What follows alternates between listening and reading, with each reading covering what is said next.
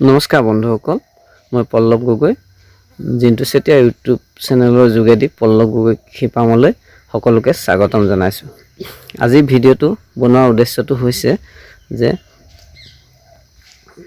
বহুতো বন্ধুৱে সুধি থাকে মোক, দাদা কল খেতি কেনেকৈ প্ৰতিপালন কৰিব লাগে তাৰ বিষয়ে অলপ ভিডিঅ'ৰ যোগেদি জনাবচোন দেখায়। সেয়েহে ডিচেম্বৰ মাহৰ পৰা প্ৰায় এপ্ৰিল মাহলৈকে এপ্ৰিল মাহৰ ফাৰ্ষ্টলৈকে বৰষুণটো কম হয় আৰু সেয়ে কলৰ পাত বা গা গছৰ পতুৱা শুকাই যায় আৰু সেই গতিকে শুকাই যোৱাৰ বাবে কলত নানান ধৰণৰ বেমাৰ আজাৰ হ'ব পাৰে। সেইবাবে জানুৱাৰী লাষ্টৰ পৰা চূণ মালাথিয়ান আৰু ফুৰাডন মিশ্ৰিত কৰি কলখিনি ধুনীয়াকৈ লেতেৰা যিবিলাক কলৰ পাত গা গছৰ পতুৱা চফা কৰি গোটেই কলজোপাৰ গা অংশত সানি দিয়া হয় আৰু তেতিয়া যেনে আপোনাৰ কলৰ কৃমিৰ পৰা হাত সাৰিব পৰা যায় আৰু পানামা বেমাৰৰ পৰা হাত সাৰিব পৰা যায়। আৰু এইখিনি কৰিলে কলৰ ফাৰ্মখন ধুনীয়াকৈ আপোনাৰ বেমাৰ আজাৰৰ পৰা হাত সাৰিব পৰা যায়। সেয়েহে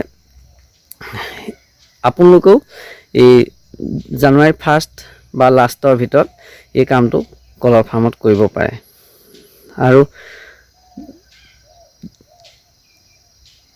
যিহেতু কল খেতি এটা লাভজনক ব্যৱসায়, সেইকাৰণে এনেদৰে যদি আপোনালোকে কৰিব পাৰে কোনো বেমাৰ আজাৰ নহয় আৰু কলৰ যিবিলাক দাগ কল থুকা ফুট হৈ গ'লে বেপাৰী নিবলৈ মন নকৰে সেইবিলাক নহয়, কাৰণ ইয়াত যিখিনি পোক পৰুৱা থাকিব এই চূণ মালাথিয়ান ফুৰাডনৰ পৰা মিশ্ৰিত গা গছত সনা অংশখিনিতে প্ৰায় সৰহভাগ মৰি যায় আৰু সেই গতিকে আপোনালোকৰ কোনো বেমাৰ আজাৰে দেখা নিদিয়ে।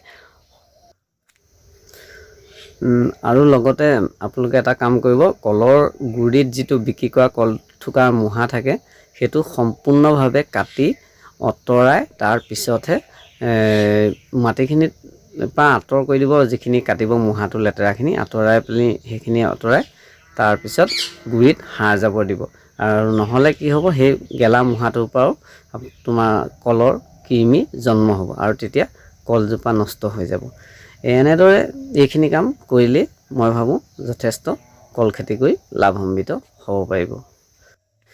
আজিলৈ ইমানেই ভিডিঅ'টো বনালোঁ আৰু চেষ্টা কৰিম পিছত পাৰিলে আপোনালোকক আৰু ভালদৰে কল খেতিৰ বিষয়ে জনাবলৈ চেষ্টা কৰিম। ধন্যবাদ।